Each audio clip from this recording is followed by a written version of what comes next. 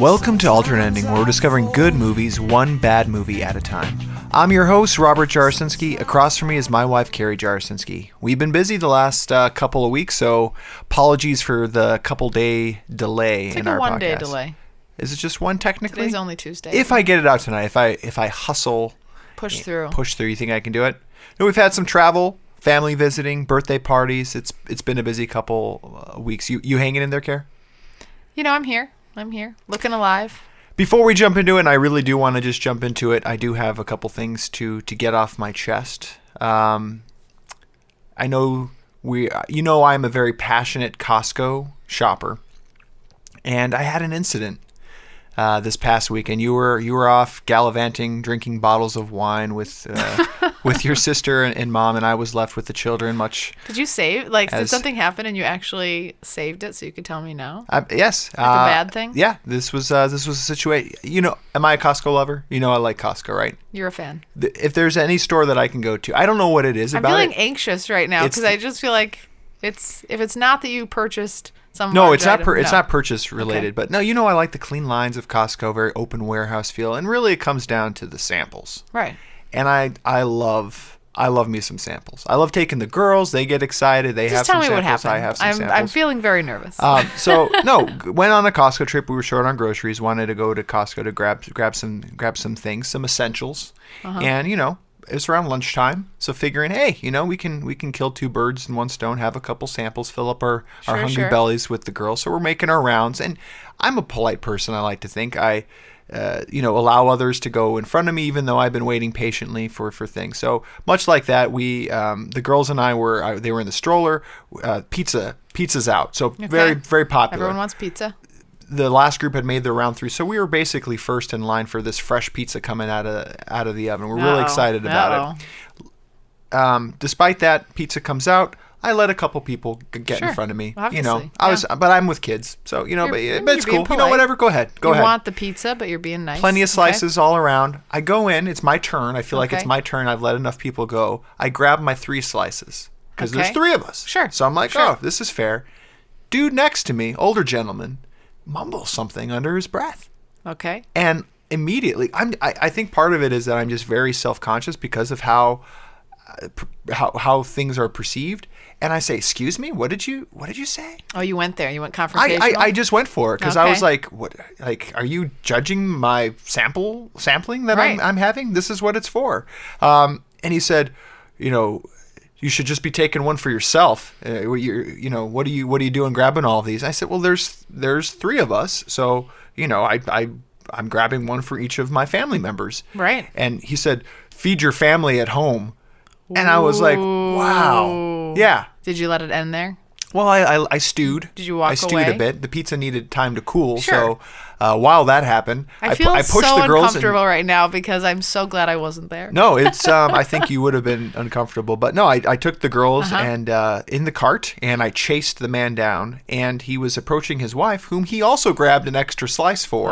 In just hypocrisy. Yeah, and that's the kind of stuff that just really, really irritates me. And I said, how about next time, if you're going to say something, why don't you say something out loud? Or just, not at all. Say it to my face. Say it to my face. That's kind of what I threw down. But, there are no rules with this Costco sampling. And I'll be honest, I don't like when people hoard to it and grab like 80 slices. So but that's what bothers me. I'm a rule follower. And so when someone picks on me for it, and I'm a steadfast rule follower, it really bugs me. So I don't know. What are your interpretations of, isn't it there to be consumed? Like, why would they be?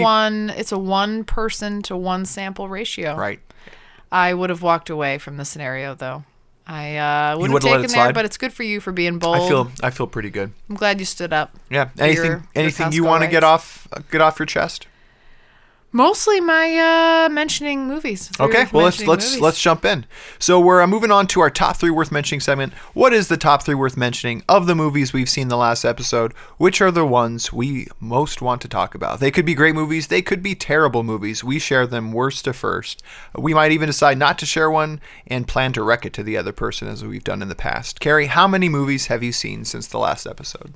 6. Hey, not bad. Yeah. Since I think I saw 4 together. When were you sneaking in extra movies. I guess there's the one assigned. So I took that flight. Remember, I went to Richmond. Right, the flight. I took the flight. Many flights, a lot of trips. So I got my act together midway through the flight, and I was like, there's free movies on this flight. This is what I should be doing. Like, I don't even really know what I did for the first, 30 minutes. Was it, a tiny screen?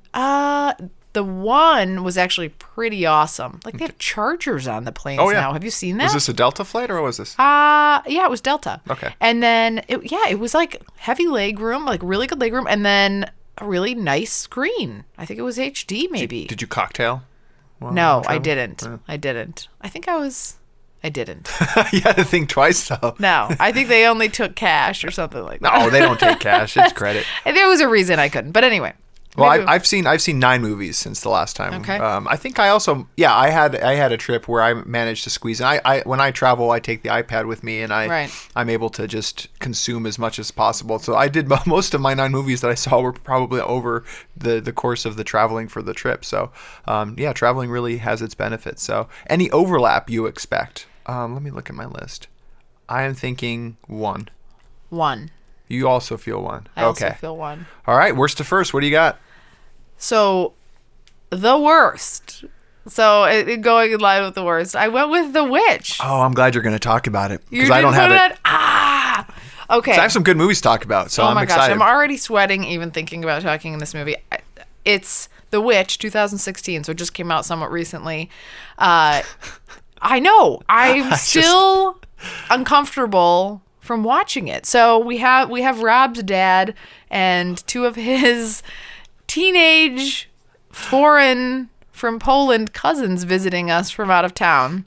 And I was really pushing it because I thought hey, I'm going to be that hip person. If only there was someone who warned you that this might not be the best movie. I was I feel like there might be some awkward undertones. And I was like, well, I don't think it'll be that awkward. I mean, we're cool. We're really down with gore and whatever. And so I was like, but I think it might be weird. And so I really sold the 2 non-speaking Polish people that were here, non-English speaking Polish people that were here, on watching this movie. And I was like, you can watch it in subtitles. It'll be totally fine. And so they were on board. And it's one of my biggest regrets. It was horrifying. So it's a horror movie. Don't even really know how to describe it other than there's geriatric nudity meets baby gore. Yeah. Meets... Don't spoil, though. I mean, I don't even know. I don't even really want anyone to ever see this. So it gets a 6.8 on IMDb. Which is high.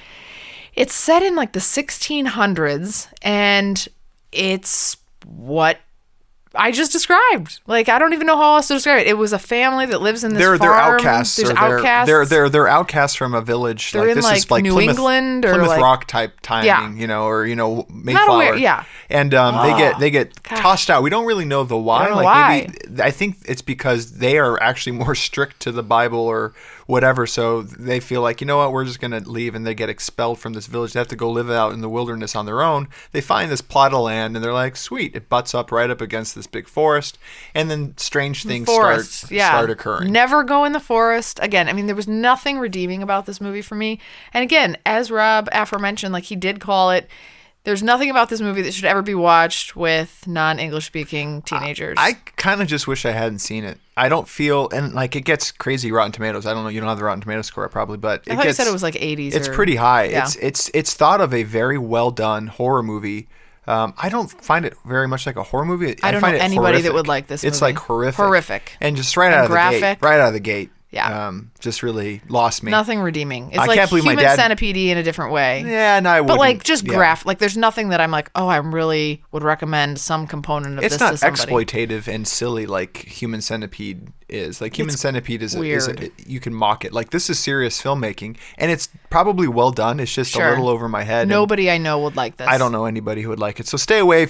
Carrie and Rob both disapprove of this particular movie. So if you have any alignment with us. It was Netflix mail-in, yeah. It was Netflix mail-in. Might be coming at some point streaming. So I would, don't let the horror aspect entice you. If you're a horror movie fan, this may turn you off completely, as it did me. We're both horror movie buffs, and it did not sit well for us. So no, good worst pick to talk about. To warn people. What's your number 3? Great little movie. I came across a 2010 movie called The Whistleblower. Have you heard about this? I have not. So what grabbed me is I've been trying to focus a lot more on streaming movies, and this was a picture of like Rachel Weisz in a leather jacket.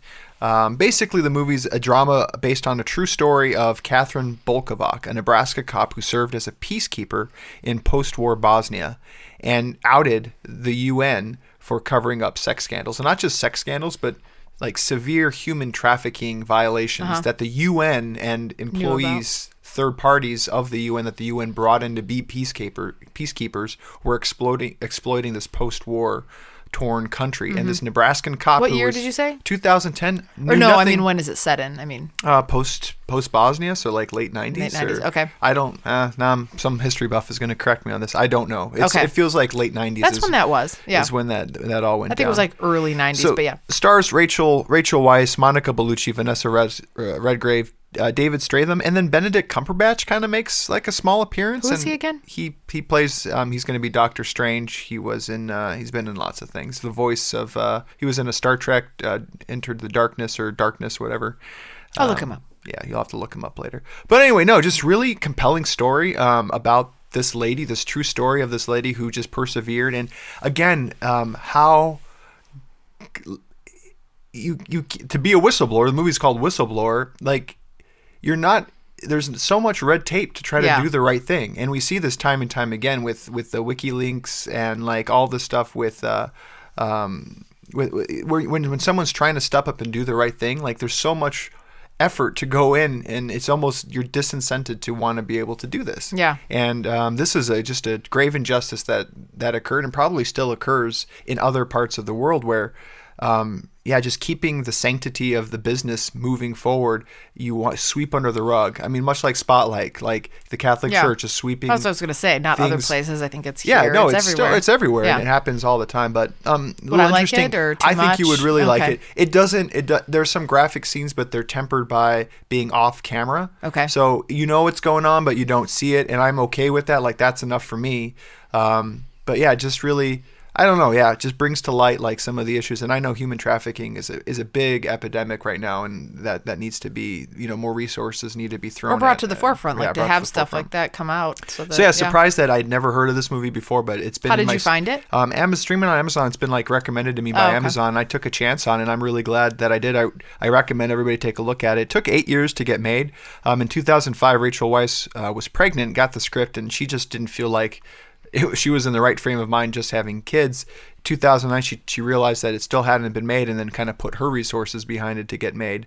And then the Catherine Bolkovac actually sold her rights to make a movie out of it for only $100 because she really wanted to get the word out about it. I wish more people would see it. It's streaming right now on Amazon, so that's my number 3. Great. What's number 2 for you? It was thin pickings for me a little bit. I'm going to have to throw that out there. So we watched a few documentaries this week, and it was slim. It was slim picking. So I had to go with Top Spin.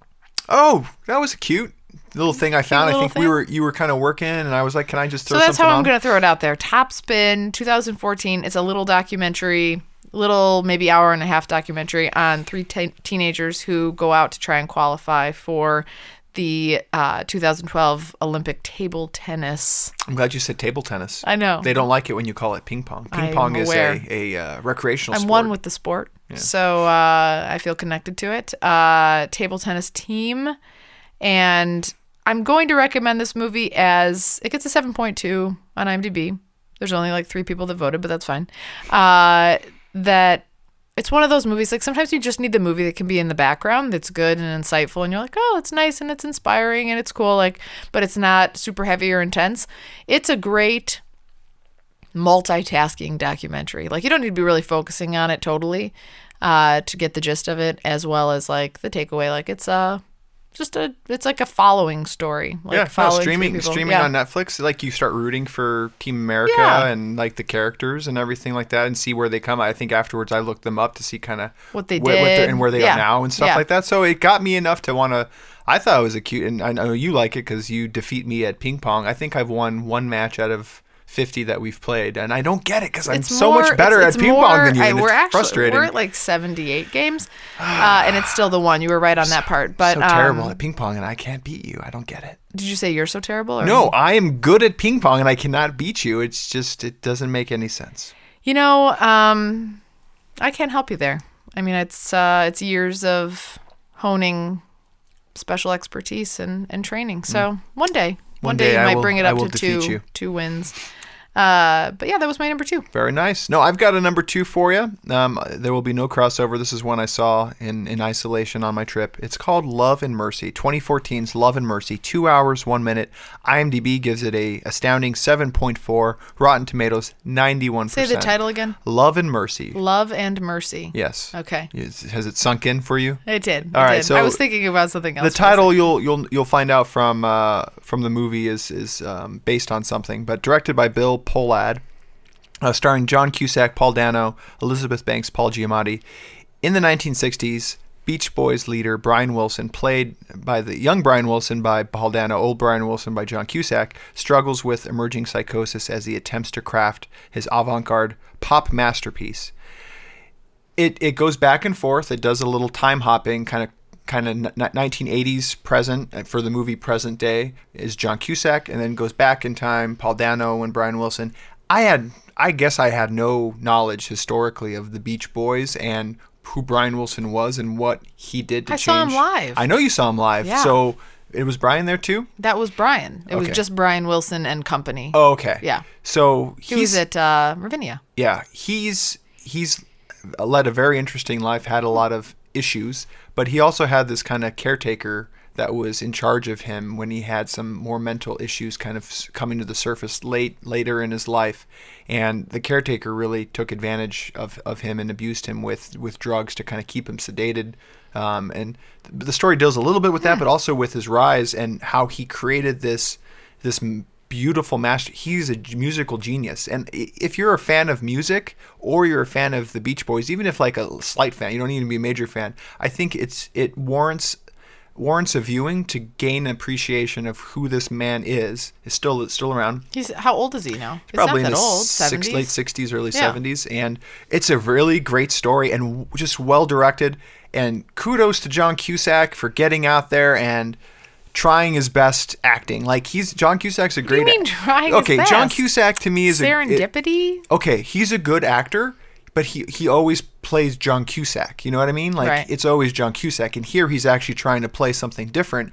Almost. How does it go? Almost distracting at points because I'm like, oh, that's John. But then he's acting really well. So I'm trying to give him a pass and not fall into the trap of thinking he's John Cusack. Okay. Paul Dano. So he's playing older Brian Wilson. Older Brian Wilson. Okay, 1980s Brian Wilson and Paul Dano, perfectly cast and perfectly. Paul Dano just bringing it as he always does. I mean, Brian Wilson was really troubled. And again, this caretaker, this lawyer who was in charge of his estate and his caretaking really didn't help. And where do you get?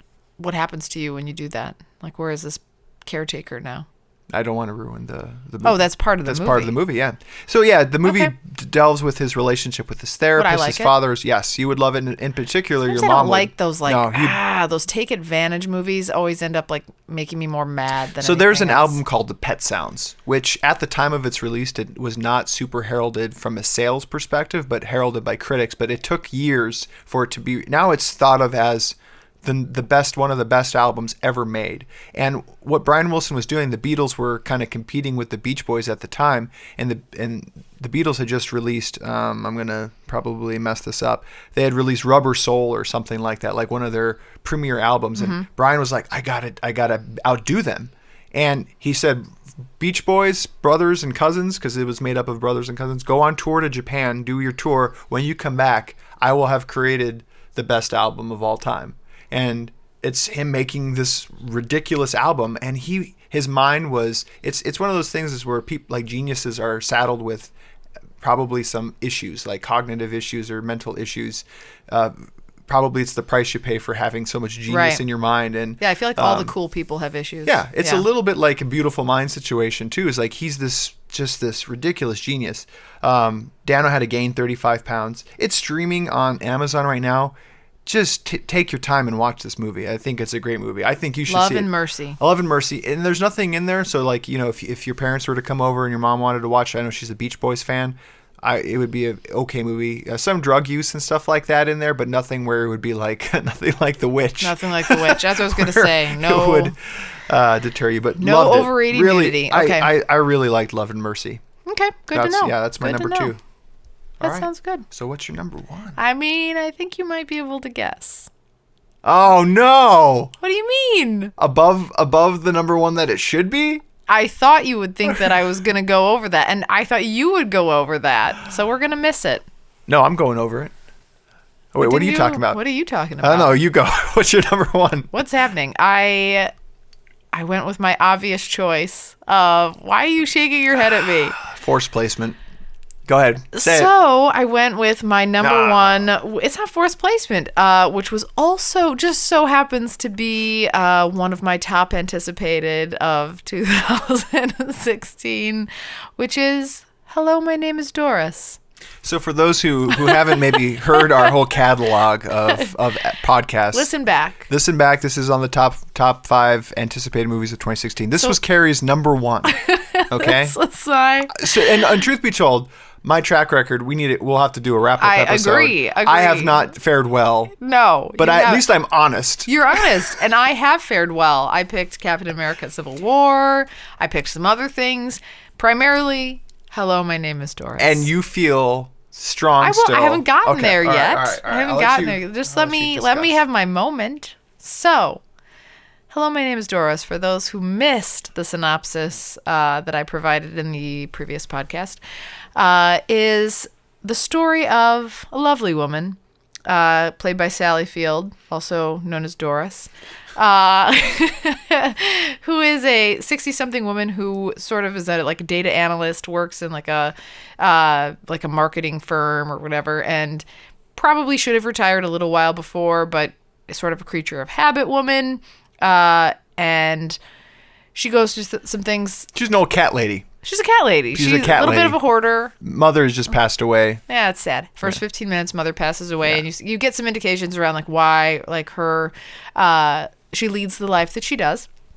Anyway, she starts to develop a thing for a much younger man, Max Greenfield, who plays, what else is he in? Is he in he was in Veronica Mars, and he's in New Girl. And New Girl, yeah. I never watched New Girl. Why do you know that? I couldn't tell, is he her boss or a superior? He's like a superior. He's a superior for sure, but not her boss. Not her boss. Okay. But he's probably in his 30s and she's in her 60s, and she just starts to manifest these feelings for him around that are unwarranted. She starts to have these little fantasies that things are happening and playing out and they're not and whatever. Would you call it indie? You watched it with me. I don't know if I would call it independent. No, I don't know if I would. No, it's a little romantic comedy. Yeah, it's kind of Noah Baumbach-esque. Yeah. For those who know who that Written director is. by Laura Taruso and then directed by Michael Showalter, who did The Baxter. Have you heard of that movie? Yeah, I've seen The Baxter, and he's mostly known for Wet Hot American Summer. I didn't want to say that. It just seemed weird. I didn't know what that movie is. It's a thing. It's a thing people know about. Oh, okay. It's silly. Okay. And this movie was silly too. Yeah. But it was silly, romantic, and cute. I will say the feedback on this that we received from listeners was Carrie will probably really like this movie. Kelly Barnes said that, yeah. In China. She's in China. She's following from China, and yet she really wanted to let you know that only you would like this movie. I don't think she said only. I think she said I would maybe like it more than other people. Or something. So I did probably like it more than other people. It gets a 6.8 on IMDb. I will say probably doesn't make my number 1 movie I viewed of all time. I did enjoy it, though. I enjoyed the lightheartedness of it. I enjoyed the uniqueness of it. It's not something that you always see. I did. So for listeners who kind of align with my picks, I thought it was okay. I didn't mind it. It wasn't bad. It wasn't bad. It was kind of, yeah. You had laugh moments. There were some laughter moments, and I feel like you were holding back from laughing because you didn't want to like it. I was not. I'm not trying to It's not a thing you did? No. Okay. No, I'm open and objective with my viewing, but yeah, number 1 was always very strong for me for the top movie of 2016. It was an amazing trailer. That's what I had to go off of. It was super cute in the I trailer. So anyway, I would recommend it to my girlfriends or girls, I think, mostly. Less men. Men really would not enjoy this. Chiropractic ball scene. That was pretty funny. What, the chiropractic ball scene? Oh, that was really funny. Yeah. Pumping up the ball. That was funny. Yeah, but it's just like it was like an oddly placed silly. sexual note that you're like, this is weird. It's pretty funny. I laughed and it was cute. It was light. Yeah. It was very light. No, it was good. It was okay. Yeah. So my number one, much like yours, falling on my top 5 movies most anticipated of 2016. This was, I think, number 5 or number 4. I probably should have done the homework on it. Green Room, 2015's Green Room. And we just came off last episode talking about Jeremy Saulnier, director of Blue Ruin. This is his follow-up movie, Green Room. Hour 35 minutes. IMDb gives it 7.2. Rotten Tomatoes 91%. I'm just picking great movies. Starring the late Anton Yelchin, and we never really talked about Anton Yelchin and the tragedy that befell him with his car accident. I don't know if you can call it a car accident based on what happened, but gone at 27. Just a talented young actor. So for me, watching this movie was I don't know, just very spiritual in the sense of seeing him in his last completed film, and then just seeing a great director doing a great movie. Also stars Imogen Poots, Patrick Stewart playing completely off type. You've never seen Patrick Stewart playing a character like this. Macon Blair from Blue Ruin held his own against everybody, all these kind of more established stars. And then Mark Webber. Basically, the movie is about a punk rock band is forced to fight for survival after witnessing a murder at a neo-Nazi skinhead bar.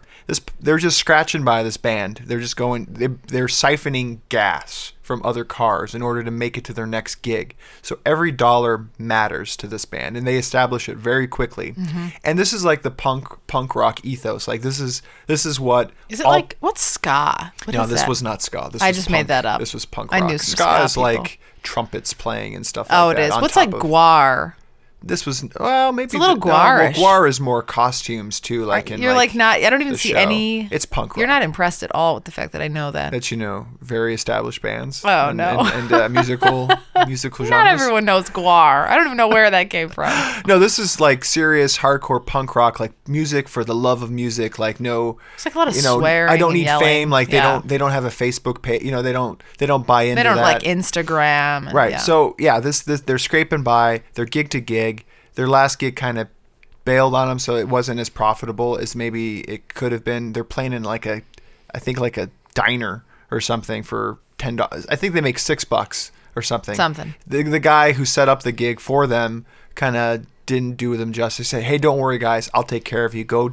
It's on your way. You guys are driving back this way.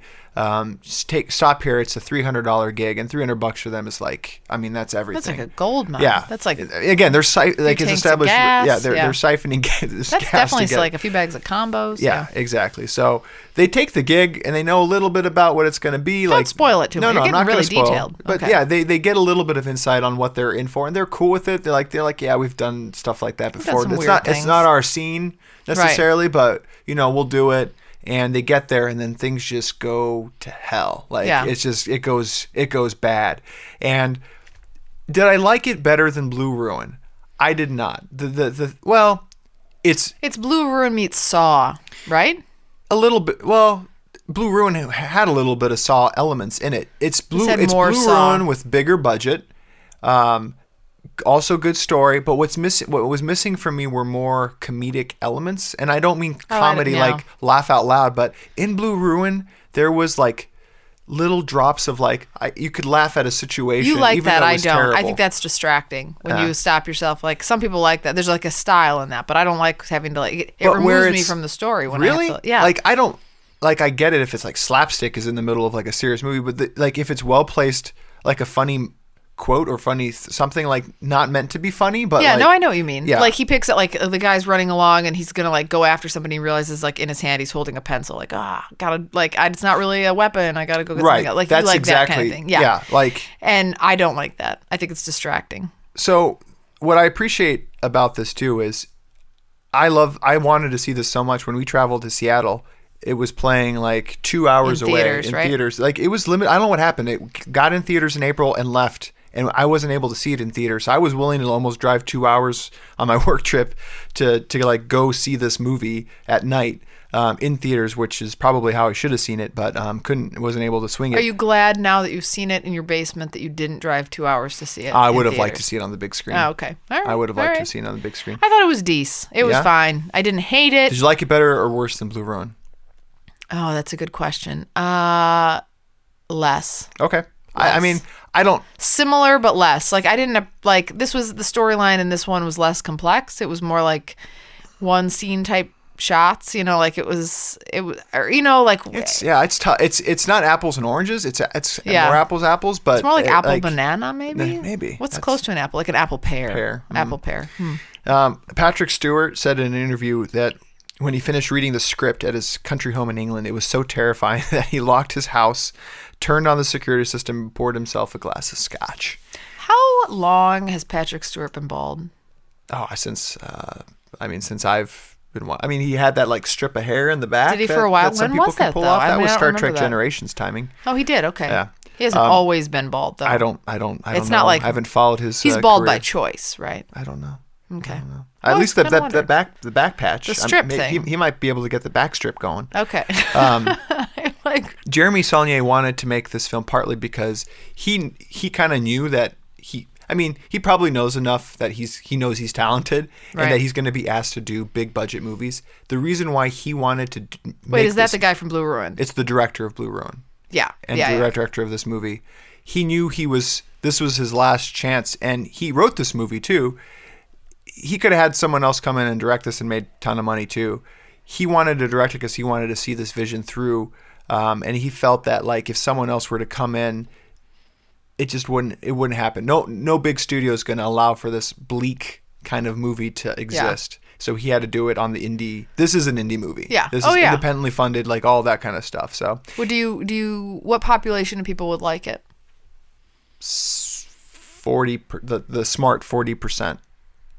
Dudes. Like, no, that's not gender. No gender bias. Like people who age, like good movies. The limited English speak. I keep saying that, but their English is probably better than mine. But like the teenagers that were from our cousins, your cousins that were they like this movie a lot. Yeah. But it was a little bit graphic, like just enough graphic. Yeah, they really liked it. Yeah, it's and not graphic like I don't know. It was good. I rented it on Amazon. It's available for rental now, and it completes Jeremy Saulnier. Now he's going to be off to bigger, better things, and I can't wait to see what he does with big budgets. But hopefully not much studio interference. This was part of he called it his inept protagonist trilogy. So you've seen 2 out of his 3 movies. I've seen all 3. What was the third? Murder Party.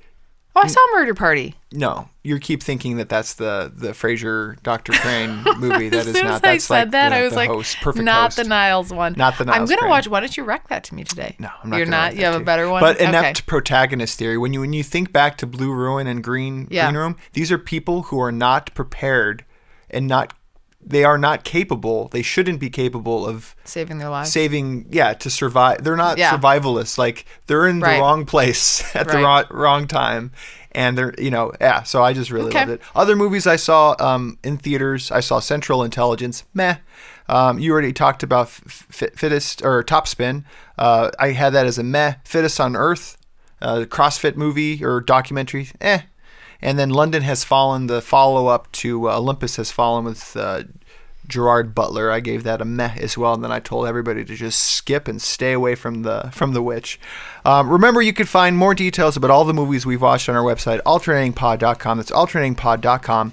Before we head to our break, I want to thank all our listeners who support the show and make their Amazon purchases through our site.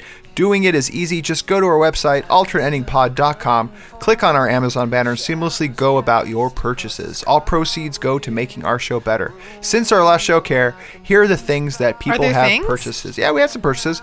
There was a cocktail table purchased. Ooh. Yeah, pretty exciting stuff. People... what is a cocktail table? Is that like one of those taller ones, you think? I have no idea. Set your drinks on, like at a wedding? Maybe it's low, like you put your scotch on it. Like a scotch, like Patrick Stewart and his... Maybe it was Patrick Stewart! Maybe it was Patrick Stewart. That would have been sweet! I think it was. We had some toys and games purchased. We had a cash register purchased, a little toy cash register. Also had a HDMI, 30-foot HDMI cable. Someone running a long a long line of TV cable there as well.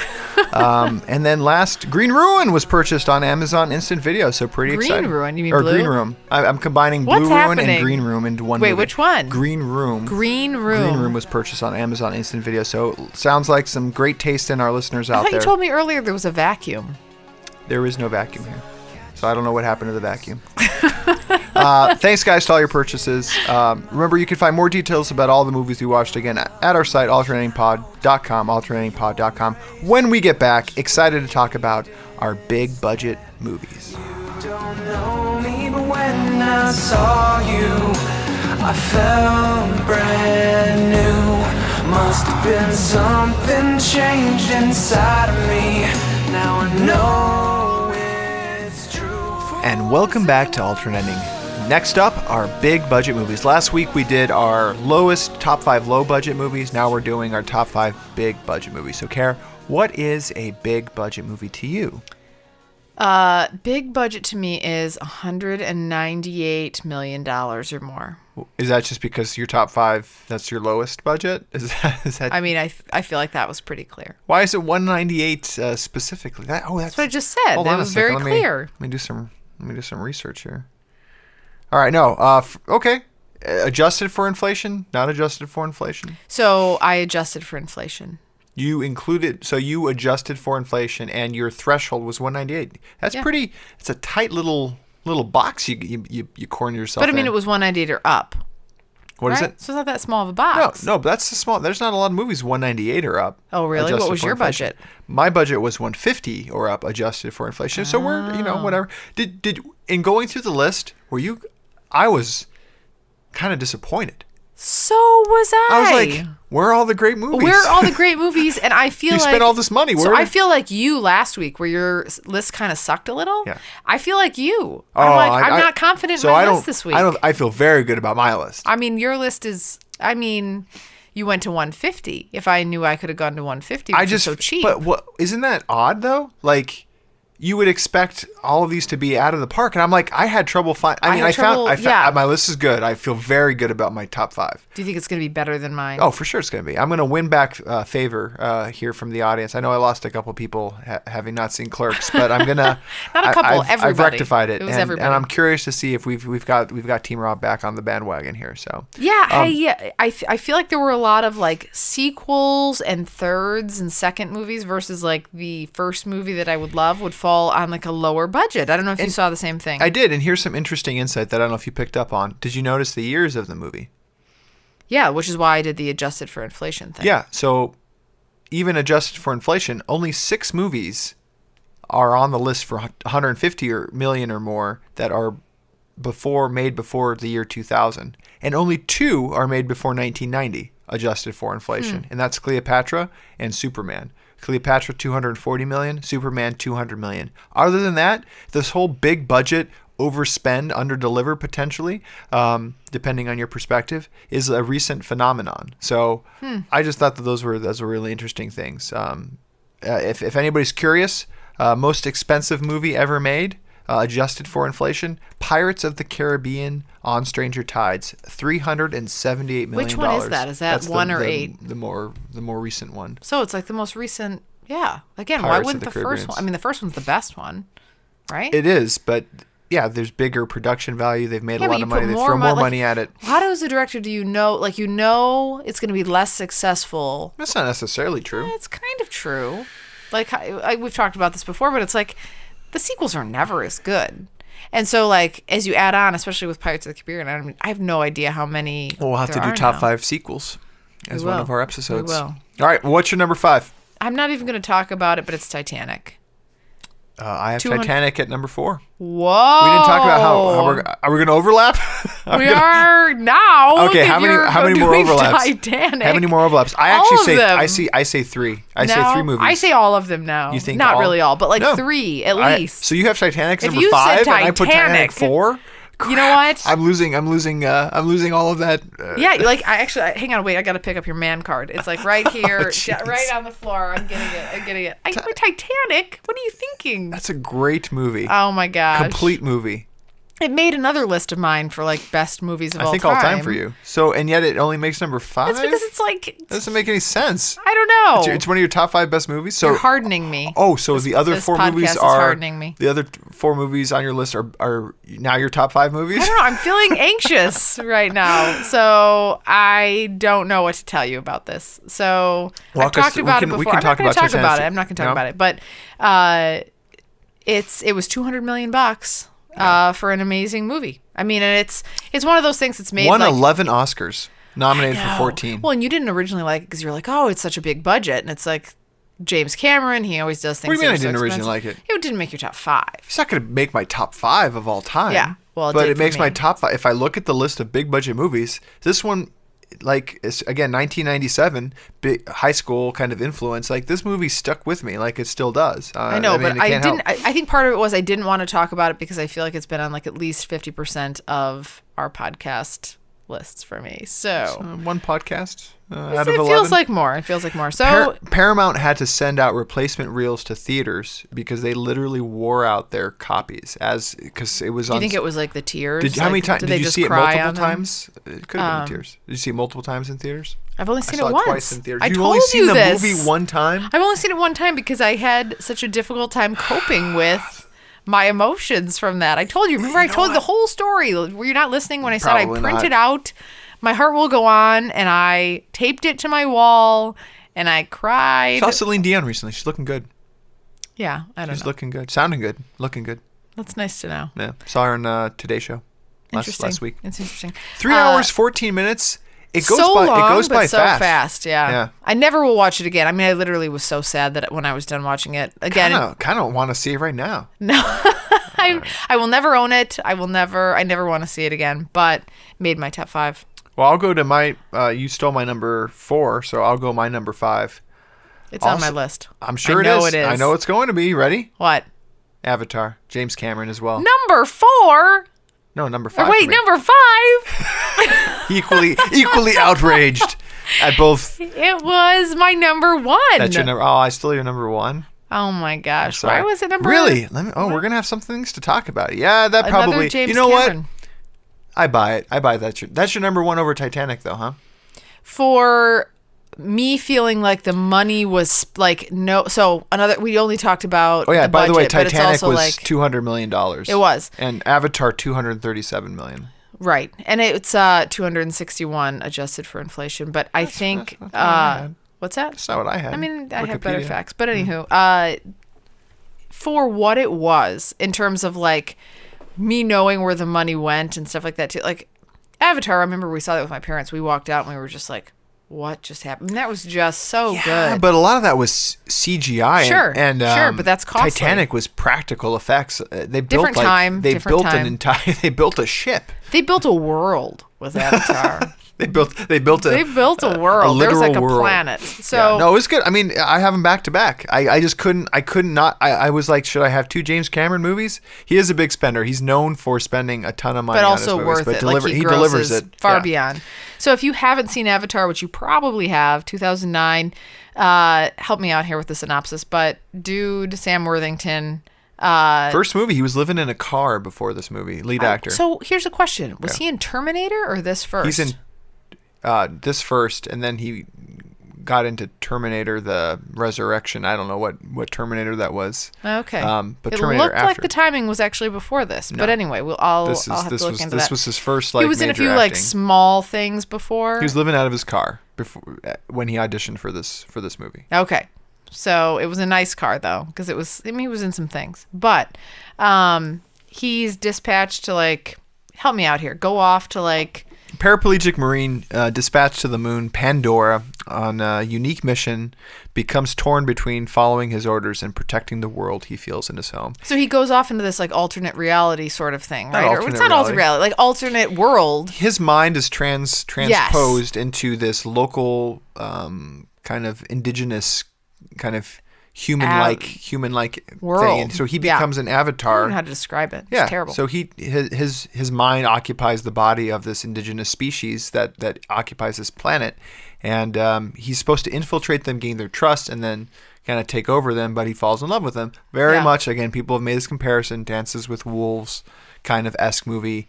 I just really liked it too. You can't walk away not liking this movie.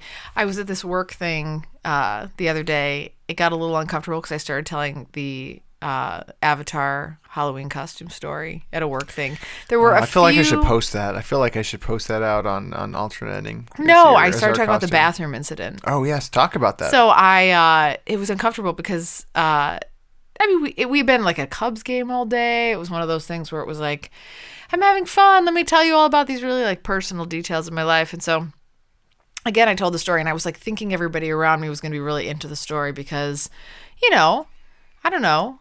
I mean, it's a good story. And so I told the story of how we were at Halloween one year and Rob convinced me to dress up as an avatar myself. I was Zoe Saldana. I feel like I pulled it off really well. We dressed up as Navis, the indigenous. That too. I was going to call you Sam Worthington, so I was going to throw you some flattery there. But and unfortunately, Rob ordered like a youth size avatar costume for me, Navi costume for me. So I was wearing like a 6-year-old costume. So it was like it was a onesie. I thought it was flattering. You feel like it was. Yeah, it was nice. And then form fitting. It was it was definitely form fitting. And ended up going to like a party and like the only way out of this costume was down. So like had to like peel this thing off yourself. It was a bodysuit. It was a bodysuit with full face paint. Full face paint and like a wig. And for this poor man who was dressed as Superbad, I don't know who you are, where you are, but I still want to apologize. Walked into me in the restroom after I forgot to lock the door, and I can only imagine like his horror to walk into that scene. Like, what do you do? Like, I just remember his mustache and like his aviator sunglasses, and I remember him being like, and then like slamming the door shut. I feel like James Cameron could have learned a lot from witnessing that, just because we didn't really get the chance to see how the Na'vi poop and pee. So this would have been insightful for him to have witnessed you with your face paint, but it would have probably been felt weird, like you stripped your skin off to go to the restroom. I could have added something. Again, and I think the story was less well received at work. Like everyone was like, that's just kind of awkward. I'm like, yeah, it really. That's your life though, right? Your life is filled with my life is like a moments. onesie, an avatar onesie. Yeah. So the Na'vi language, actually, interestingly, was created entirely from scratch. The whole language it's a real language that James Cameron hired a linguist to construct. So you're wondering where that $237 million went. It was to create a language, and then in addition, each frame. So every frame of film care is 1/24th of a second. So it takes 24 frames per second of movie that's projected. I don't even understand that. So every frame is like a still image. I understand that. It's like a picture, and then it's like a flip book. I understand that. I'm just saying, like, the time and like what would go into actually doing that is just so mind-blowing. So so each frame of the CGI scenes took an average of 47 hours per frame. Crazy. Per frame. And it's a 2-hour, 42-minute movie. Yeah, IMDb 7.9, 83% Rotten. Great movie. And that was my number one. So number one. So now you are now on to number 4, and I am on to number 3. So go ahead. I think you have this on your list. All right, I bet I do. We're matching up so far. I feel so good. I feel so like I feel close to you right now. Do you want to like do an ET thing? No. Oh, okay. I was gonna like ET. Oh, ET touch me. That's kind of what Alice does that. Yeah, I know. Is Wall-E? No, I don't have that on there. Oh, interesting. Wall-E was $198 million. Are you sure about that? When did I say $198 million? Yeah, you said 198 is where you were drawing the line. I said, what's a big budget movie? It was $198 million, adjusted for inflation. I feel like I need to do some fact checking on you. Why don't you talk about it while I fact check you? Why don't you do that? Wall-E. But you're really fast. I can see you typing. I'm checking. Don't fact check me. Wall-E doesn't belong on this list. Don't. So 2008 stars Ben Burnett as Wall-E and Alyssa Knight as Eve. Eve. It's set in the distant future. A small waste-collecting robot inadvertently embarks on a space journey that ultimately has to decide the fate of mankind. So I've seen it twice. The first time I saw it, I fell asleep for like the majority of the movie, really early on. So I think I was judgy of it because I was like, well, if it was really interesting, it would have engaged me and I would have stayed awake. I remember saying no, you said that out loud to me. Yeah, I said that out loud, and you were really you didn't receive that feedback well of the movie because I think you really enjoyed it. Second time I watched it, really enjoyed it. Really cute, really good movie, really good commentary on like humanity and sort of like the world that we live in. And Do you forget that the first like 30 minutes of the movie are like it's just silent? Well, that's what I'm saying. I no... fell asleep in the first like 7 minutes, so it was like I was like, why is no one talking? It was like Castaway with robots. That was a good throwback to the silent movie era. It was very good. 8.4 on IMDb. If you haven't seen it, you should see it. Definitely a recommended movie and definitely kid friendly for anybody out there who's looking for something to watch with your, 6 and under, 7 and under year old. I don't think you'd get the themes necessarily as a kid, but there's nothing inappropriate in there as well. Yeah, pretty tame bad guy too. Like if there's a bad guy, it's pretty tame. Yeah. Yeah. Oh, good flick. Good pick. Thanks. It is 190 million. Nice job on your research. Wait, hang on. Wait. Let me calculate that. Calculate your rights. I'm going to open my spreadsheet. How long you've been right for? Oh, my spreadsheet here. That brings me to 99.2. Number 3 for me, probably not. Oh, it should be on your list. It is on my list. I know it. So? I know it. Let's see how confident you are. Guardians of the Galaxy. It's not on my 2014. list. How much? 2014's Guardian of the Galaxy. Number 3 for me. 8.1 on IMDb. Rotten Tomatoes gives it a 91%. I am just picking winners. It was because it was made for 170 million adjusted for inflation. Too cheap. Written and directed by James Gunn, who did Slither, which I probably need to have you see. It's pretty good. Is that like Snakes on a Plane kind of thing? No. It's very good. There's snakes though, right? Not snakes necessarily. What slithers? Like things, like little wormy things. Anyway, starring Guardians of the Galaxy, starring Chris Pratt, who I love, Vin Diesel, Bradley Cooper, Zoe Saldana. A group of intergalactic criminals are forced to work together to stop a fanatical warrior from taking control of the universe. Nominated for 2 Oscars, actually. Just a great movie. I mean, cast of characters, woven together well, misfits, kind of brought together for the greater good. What right amount world of comedy. does that fit into? Marvel Comic Universe. Did you say that? No, I'm just... Oh, okay. Marvel you Comic said that Universe. now. Okay, good. So the part of the Marvel Universe. We'll see more of them. They're making a sequel. And for me, what really stood out, and I have this highlighted here, is the soundtrack. The music was really great because this young warrior, or at the time he's young, he's kind of abducted from Earth and then kind of trained by this bounty hunter group, Peter Quill, played by Chris Pratt. He's abducted in the 80s. He's like a child of the 80s and brought into the world. So he's left with it. He has his like little Walkman that he has and the music that he carries around. And a lot of the music is from that time frame. And I don't know, just really cool use of music in the movie, and then just really funny. And we saw it with your dad. I thought you really liked it too. Yeah, I did. So it didn't meet my expense threshold, but yeah. Did you set that in advance, or did you pick your movies and then? I don't tell my methods. Okay, that's what you did. Yeah. So there's no excuse for it not to have it. All right, what's number 2 for you? For number 2. This is your last one, right? No, this is my number 3. Oh, okay. So my number 3 is a throwback to you, Rob, to our first date, The Dark Knight. Oh, wow! Not really? on your list? Are you doing it just because we saw it on our first date? Because you don't remember the movie, and then we had to rewatch it. I watched it again. And you said you didn't. You thought it was. I thought it was good. No, I thought it was good. Oh, we're not lining up as much as I thought. But go ahead. I thought it was better than The Dark Knight Rises. So I was like, that was part of this too for me. So like you were saying in the very beginning, when it was kind of like, really? These are the most expensive movies? Like when I was looking through, these were the ones that rose to the top. Like you've got a lot of like, all the Spider-Mans are out there, like 2, 3, whatever. Like the only Spider-Man I liked was like number 1. So then you had like Superman versus People. Those weren't good. Like there were a lot of really bad high budget movies out there. So if I had to back into it, The Dark Knight was one of my favorites. We've talked about it before. It gets a 9.0 on IMDb, which is rather high. Probably mostly because Heath Ledger is in it. Gets a 9.0? 9.0. It's not like the number. Don't check me. You're like, I could see you like twitching to check me. Well, it's just crazy because I feel like that beats Shawshank, which is no, maybe Shawshank's a little higher. That's strange. It must be.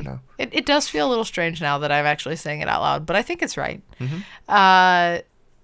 Written by Jonathan Nolan, directed by Christopher Nolan, Christian Bale, Heath Ledger, Aaron Eckhart, Michael Caine. Again, I think most people have seen this, but this was one of, I feel like, the premiere movies where it really highlighted the Joker. Menace, known as the Joker, wreaks havoc and chaos on the town of Gotham. And Batman sort of comes to terms with psychological tests to sort of fight the injustice that he's facing. Heath Ledger as the Joker, just worth seeing over and over and again.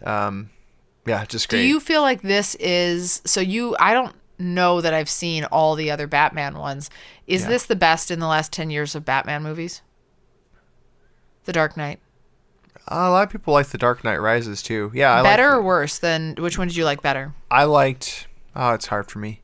Bane's pretty sweet. Wait, I did see that. I am Bane. Oh, man. That was actually Rises. pretty good, too. Yeah. I think Dark Knight over Dark Knight Rises for me, I think. Just because of Heath Ledger. Posthumous kind of award goes to him there for that. I think... But for me, the originals are always so good, too. Like the origin story. So the whole Liam Neeson training Christian Bale in Batman Begins also pretty great.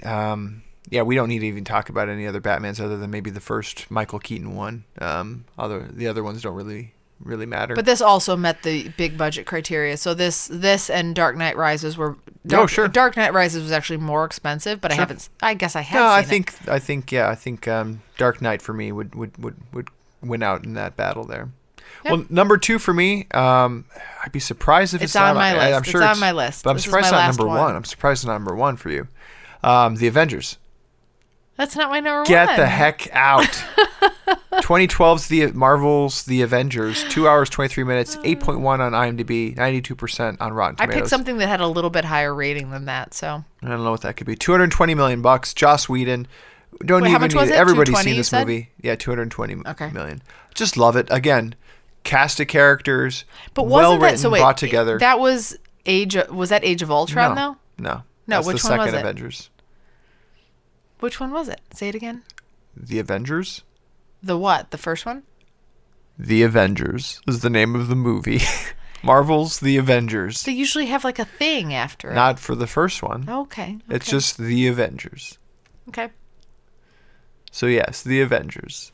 I'm surprised it's not on your list. You really like this movie a lot. And again, they bring a cast of characters together in a comedic fashion, and united, and just Joss does a great job writing large groups of characters, giving them all stories and stuff like that too. So, are you hurt? You have hurt feelings now? I do. I do. Why? I'm just saying. I mean, the one I've chosen has like more expensive, higher rated. I mean, it's higher rated than 92% on Rotten Tomatoes. I don't look at those. It's more expensive than $220 million. Yeah. Okay. What's your number 1? Just because it's not more my expensive. Number 1. It's my number 2. Okay. What's your number 2? Captain America: Civil War. Nah. Avengers. The original The Avengers for me stood out more. I don't know. I don't like a part of it too is like probably like recency, but I don't remember Hulk smashing Loki back and forth. Hilarious. Mine's more expensive. Like we're talking about. What does expense have? I mean, it's your favorite of the biggest expensive movies. Whoa, I'm getting like all rattled here. I'm throwing things around. So I think, I chose Captain America: Civil War. I loved this movie. I really liked it. 8.2 on IMDb. Written by Christopher Marcus, directed by Anthony and Joe Russo. We've talked about it before. Mm-hmm. It was in my top anticipated movies, and then we saw it afterwards, so we recapped it. But I'm not as good at this with you, but like this is the Avengers minus a couple people, like minus Thor, right? This movie is part of the Captain America series. Right, but I mean, so this is the third Captain America movie. So I love the Avengers, but like this is still the Avengers, right? No, because the Avengers are not all here, all present. Right, so you were missing Thor. And Incredible Hulk. And the Hulk. Mm-hmm. So yeah. So I mean, I like the Avengers, but I like the storyline I really liked. And so that came in at my number 2. Very nice. So you have none left. You're out. That's it. Okay. That's it. Not talked about then. We didn't line up as much as I thought we might. I thought Guardians for sure you'd have. So really just James Cameron does it for us. I can't believe you didn't have the Avengers. You loved the Avengers movie. I did, but I chose differently. My number 1, as it should be, Inception. 2010's Inception. 2 hours, 28 minutes, 8.8. So for puny 8.2 doesn't do anything, doesn't hold a candle. Rotten Tomatoes 86%, $160 million, written and directed by Christopher Nolan. A lot of themes here that we're seeing too. A lot of James Cameron, a lot of Christopher Nolan, in the movies that we've talked about. A lot of comic book movies as well.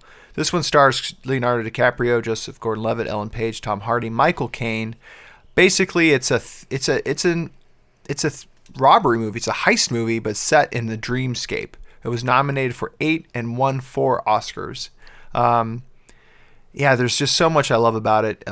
It's a cerebral movie. It gets you thinking, and done with the budget well spent, and a lot of innovative shots. So if you haven't seen Inception, it's probably one of my favorite movies of all time. Really enjoyed it. I can't remember what my top 5 are offhand. I think it was up there, or honorable mention for it. So highly recommend seeing it, and definitely belongs high on the list of big budget movies as well too. As far as honorable mentions for me, I actually had Captain America: Civil War. I had The Dark Knight Rises. Edge of Tomorrow still sticks with me. Yeah, that was good. Yeah, I think it's just an underrated movie, so I bring it up. The Dark Knight also on my list here. Up. I'm surprised you picked WALL-E over Up. It was more expensive, I think. I was trying to really target the expensive stuff. And then surprisingly, for me, the most expensive animated movie that I saw on the list was Tangled. Did you see that on the list? I did, and that was not my favorite. But strange that it was so expensive. It didn't seem any different to me than any other animated type movie. I don't really know why that was so expensive. Maybe the actors that were in it? So our audience wrote in as well, too. Carolyn Zelinsky and Sarah Pearl voted for Avatar, so on our list as well. Good choices, guys. Mike Garrigan wrote in with The Dark Knight. Some lineup there. One we don't have, and I think it's just because we're not super into this, but Joy Vigil and Alex Rife wrote in for Star Wars: The Force Awakens, which you haven't seen. I haven't. Okay. No, you wouldn't. You're just not a Star Wars fanatic, so I don't know if it would. I know. I wish I was, because I feel like I'd be cooler, but Andrew I'm not. Jones lined up with me with Avengers, and then Laurel Hose brought in Jurassic Park, which I think just didn't meet our big budget thresholds. I even adjusted for inflation. I can't remember if it was over that. Yeah, it didn't meet mine, no. That probably would have made it had it been above $150 million for me. Ready to select our winner? No. Oh yeah. Nope. Let me run the formula here. We had 7 people write in, so our lucky winner, who's going to win a free Amazon movie rental. Are you doing like some sort of algorithm right now? Yeah, I'm going to do a random between. Oh, I need to probably put between. This is how Excel works here. Random between 1 and 7, and the lucky number winner is number 1, which is Carolyn Zelinsky, who voted for Avatar. She is our recipient of the free Amazon movie rental. You want to take a break or just jump right into our rec segment? It's your call. I always call it. All right, let's take a break, and we'll be back with our final segment on Rex.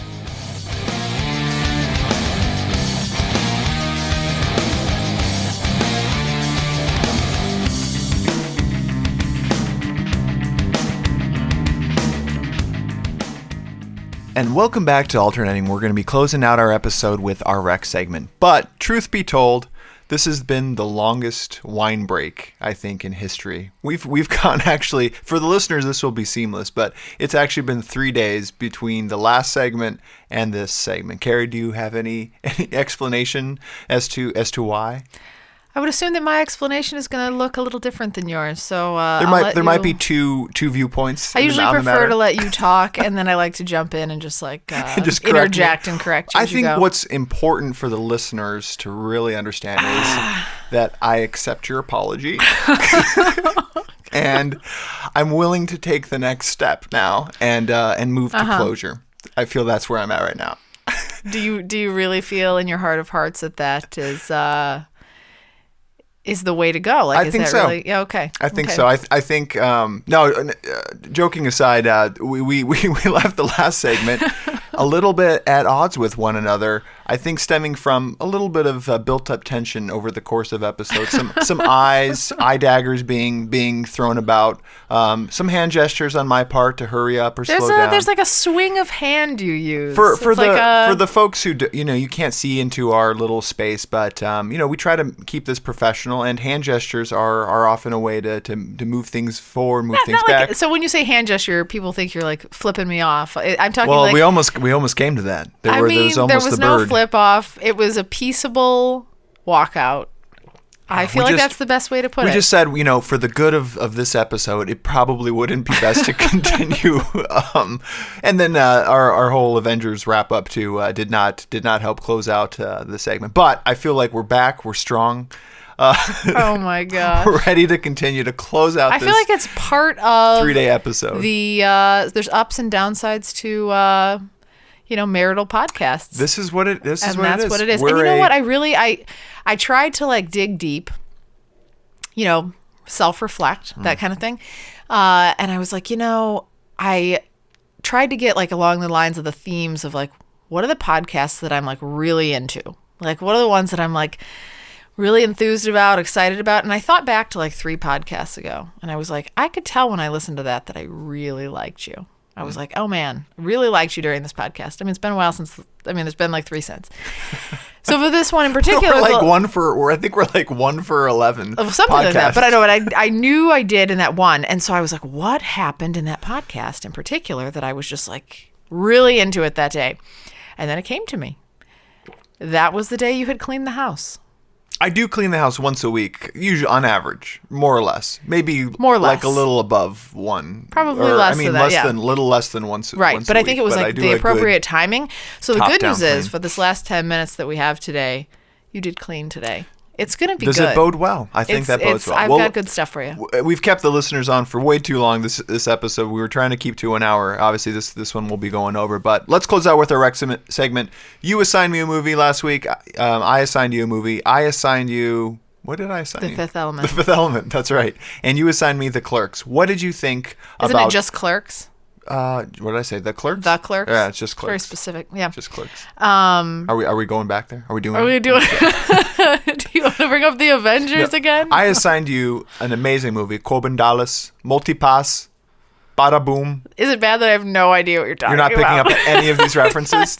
Yeah. This one, for me, The Fifth Element... Which, by the way, was also encouraged to be rec to you by our listener, Joy Vigil. Which made me feel worse about not connecting with it as she did.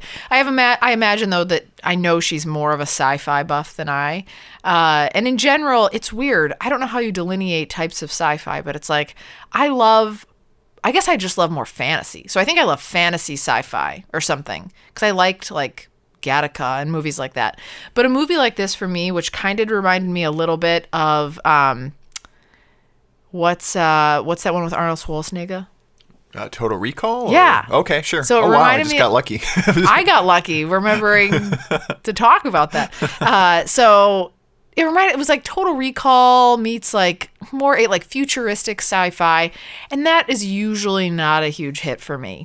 So Total Recall is David Cronenberg, I think, and this is Luc Besson. Yeah, and he built a very lovely world, which I think you'd fall into. It's a very colorful future. Cab driver becomes sort of like a central figure in figuring out like basically how not to end the world, right? Right. Evil is upon us, and there's only one thing that can stop it, which is you find out to be Zorg this or Mr. Zorg or Fifth something. Element. Yes.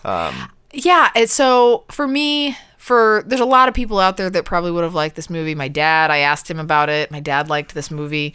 It's highly rated. Stars Bruce Willis, Mila Jovovich, Gary Oldman, and Ian Holm, who's also from The Hobbit. It was fine for me. I dozed in and out, which I feel bad saying too. These ones don't usually captivate me probably like they should captivate me. So for people out there that like something like Battlestar Galactica, like Total Recall, like those sort of like futuristic sci-fi movies, you'd probably like a movie like this. Would you agree? I just thought this Did one you was really better. like this? It's probably up in my top 20, maybe 30 movies of all time. Because what year this movie was made, I'm trying to remember the year. Hey, this year, I did not research. I should. This is me, but 2000-ish. It's earlier. So, I mean, Bruce Willis looks really young in it to me. But anyway. But just there's so much that, for me, has taken hold, and Joy and I exchanged some nice Facebook back and forth of like lines from... I don't know why these lines stick in my head, but Corbin Dallas, Multipass, like, it's just cute. This kind of naive Fifth Element person, this perfect creature... it's just, I don't know, it's just a lot of it really worked for me. Yeah, so that's all right. It was a miss not for me, Team Carrie. but not for me. Yeah. Okay. Well, I gotta say, I don't want to be a Debbie Downer as well too, but bearing the lead here, saw Clerks, 1994's Clerks, hour 32 minutes, 7.8 You have to love it. on IMDb. Rotten Tomatoes 88%. Everybody else does. Made for $230,000. Written and directed by Kevin Smith. Basically maxed out his credit cards, emptied out his pockets, borrowed money from family and friends to get this movie made. And I feel like I've missed the boat. I think if I would have seen this in 1994, I would have been all in. It is not a good movie. Like, if you're tell just me what it's about. I jumping don't in. even... Yeah, so it stars Brian O'Halloran, Jeff Anderson, names that you won't know. Jay and Silent Bob are really the only two characters that you'll know from movies because they've kind of been added to Dogma. They were in Jay and Silent Bob Strike Back. Yeah.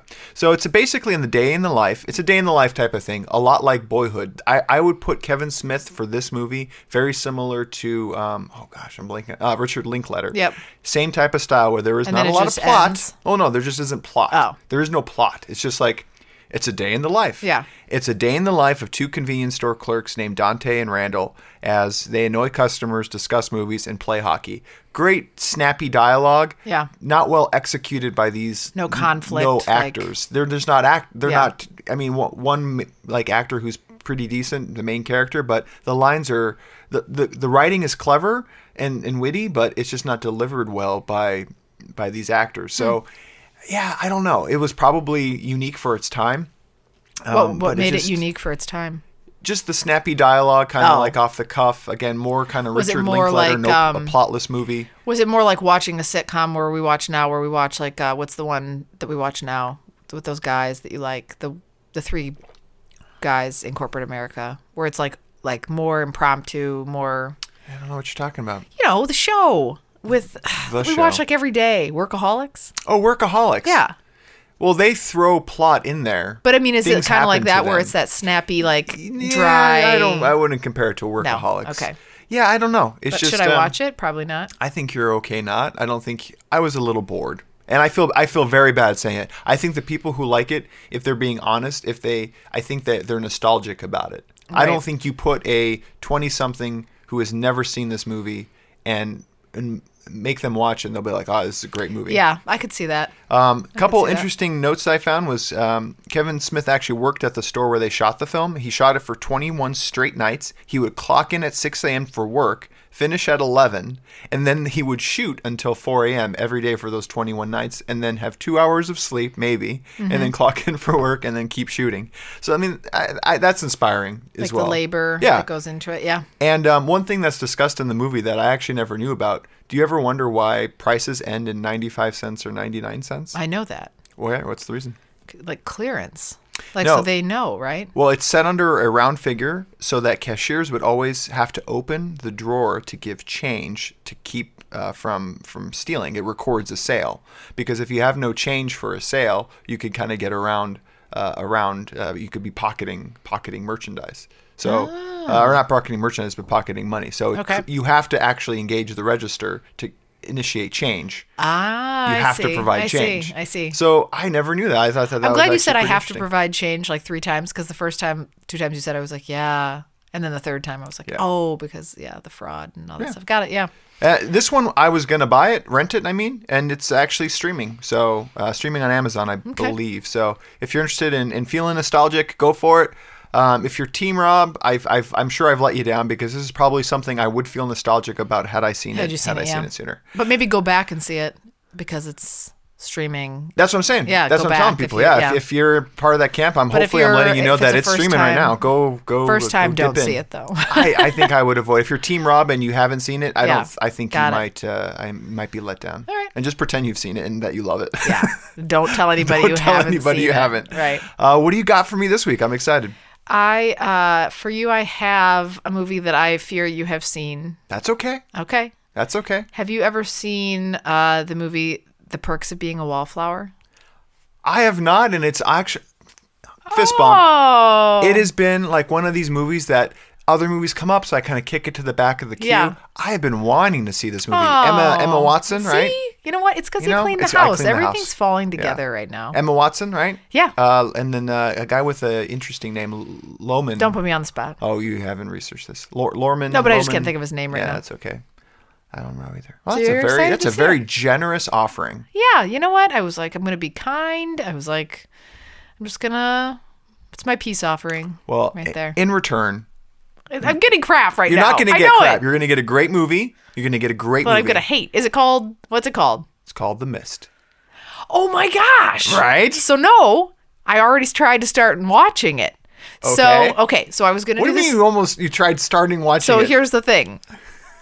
I was trying to do this thing where you know how you talk about things and how you're like, are you really listening? You know how you say that sometimes? I'm sorry, what'd you say? What's that? So when I was on that flight to Richmond where Okay. I watched Hello, My Name is Doris, I never think in advance to download the movies until I'm sitting in the airport and I'm in airport Wi-Fi and then I'm like frantically downloading. Yeah. And so I have like at least 1/30th of The Mist already downloaded because I wanted to surprise you and watch it. Oh, that would have And then been I know. I'd like to be there when you see it, so maybe we can make that happen. Okay. But, so I was going to watch it alone and then I was going to come today or 3 Sure. days ago and I was going to be like, Rob, I watched The Mist. this is one that you need Okay. and to have seen. I was And going to watch it alone and be sad alone. I feel like I might be sad. I don't know. I don't know. I don't No, know what okay. would make you think that. I don't know. Yeah, who knows? We'll find out. Yeah. Well, Thanks. Yeah, no, and thank you for the great rec as well. And thanks to all of our listeners for tuning in. The music that you've been listening to, we've recycled some of our friend Fervor's music. Lokung of Fervor is actually going to be getting back out and dusting off the guitar and playing again. So I'm looking forward to seeing what new music he might be coming up with. But yeah, been listening to Fervor. Check out his site, fervorband.com. Be sure to engage with us on social media. A lot of you have already been doing that. That's the way to win free movies. We're curious to see what movies you're watching and what movies that we've seen that you're interested in. Leave comments. And be sure to check us out on Facebook. Like us there. Twitter, we try to post things there as well as alternatingpod.com. And then more than anything, subscribe to our podcast on either iTunes or Google. That makes things a lot easier. Do you know what we're doing for our next episode, Karen? I don't. Well, I thought, given that it's the Olympics coming up, I felt that it would be appropriate to talk about our top 5 Olympic movies. So tune in for our next show where we'll be talking about our top 5 Olympic movies. And hoping to get it out in the next 2 to 3 weeks. So catch you guys then.